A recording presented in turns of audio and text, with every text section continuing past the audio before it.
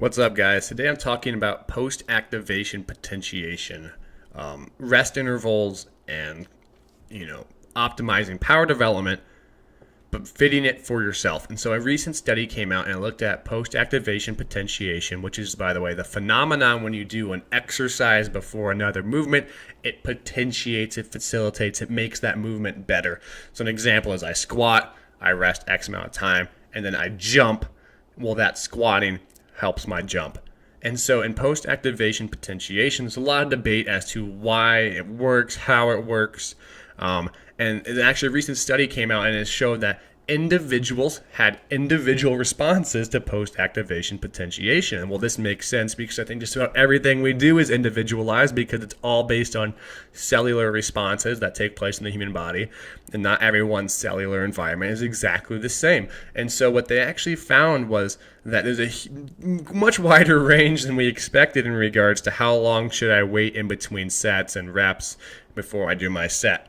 Before I do my potentiating movement. And so let me take a step back and break that down. So traditionally we talk about post-activation potentiation and someone doing a squatting movement or a deadlift, and they might rest and the recommendation is like 80 to 90% of your 1RM for that movement, and then you rest about 3 to 5 minutes. Well, I've noticed personally myself that I respond much differently based on the exercise itself too. And so when I do a heavy movement that's a eccentric and concentric portion of a movement, like a squat, I need to wait much longer in order for that movement to facilitate my jump. So how long do I rest after my squat? Well, a lot longer than I would otherwise if I did a different movement. And so what I think about that is I think it has a lot to do with time under tension as well. So if someone's taller, right, that movement takes place a little bit longer. If they do an eccentric to concentric, right, you obviously have the eccentric portion to concentric. But if you just do a deadlift, you just have the lift off the floor. And I've noticed that the less time under tension I have, the shorter that rest interval needs to be, with the shortest being something like an isometric, where I just pull into something and I'm not moving anywhere, not having any fascicle length change in my muscle.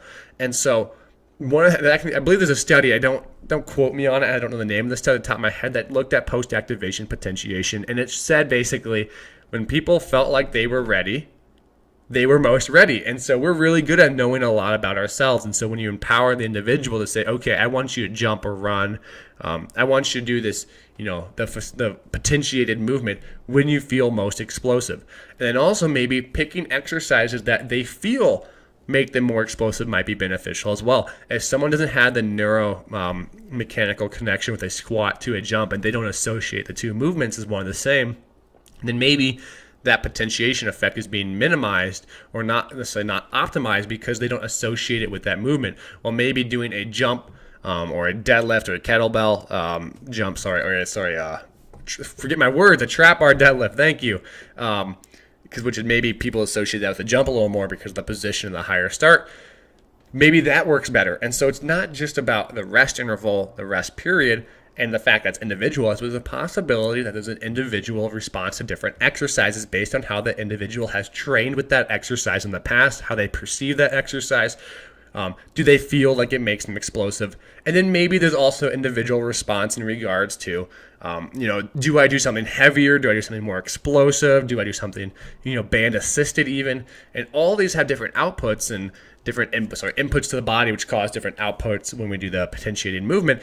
But what I'm thinking about is how can you set up an environment so you learn best? Well, all you have to do is begin to test a couple of individuals and say, okay, look, today we're going to do a heavy squat day, and then everyone's going to do their jump, or not say heavy squat, but a heavy squat potentiating movement. Everyone's going to do their jump. Awesome. Here are all the jump heights. Then we're going to do an explosive day and maybe a band assisted day, and just pick 3 different days. If you do it over 3 weeks, just pick 3 different priming movements, which is that movement you do before you do the main, the jump or whatever, the movement that's supposed to potentiate it. Pick 3 different priming movements. Measure your jump height and see how people respond. Give people maybe the opportunity to say, oh, I felt best with this one, or I liked that one better. So now you've exposed them to different kind of environments and they can self-regulate better to understand, okay, this kind of movement is best for me. And when I rest this amount of time, I tend to perform the best. And so it's not necessarily about following these tight constraints. It's say, okay, here's my guideline, here's my rules. How can I put my individual that I'm working with in an environment where they can best understand what we're trying to accomplish, so then they can begin to optimize how they perform based on their own internal feedback, because as a human being, they're probably going to know a little bit better than what we can know, especially if we empower them with objective measures like jump height. So again, post-activation potentiation seems to be very individualized on many different levels, rest intervals, the loads, the movements, and within that, how can you set up a model to actually start to learn from those individual athletes and help optimize what they have? Appreciate you guys listening, and hopefully that makes a little sense, and keep the questions coming. Thank you.